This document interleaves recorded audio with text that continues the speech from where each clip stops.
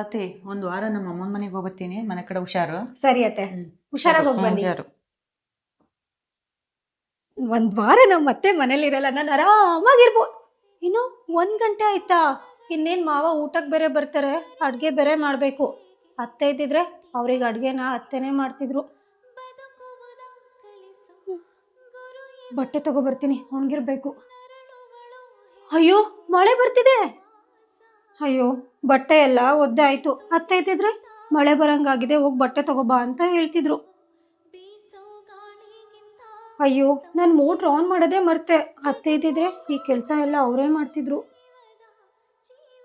ಅವ್ರು ಬರೋ ಟೈಮ್ ಆಯ್ತು, ಬೇಗ ಅಡ್ಗೆ ಮಾಡೋಣ. ಅಯ್ಯೋ, ನಾನು ತರಕಾರಿ ತರದೇ ಮರ್ತಿದ್ದೀನಿ. ಅತ್ತೆ ಇದ್ದಿದ್ರೆ ಅವರೇ ತರಕಾರಿ ತರ್ತಿದ್ರು.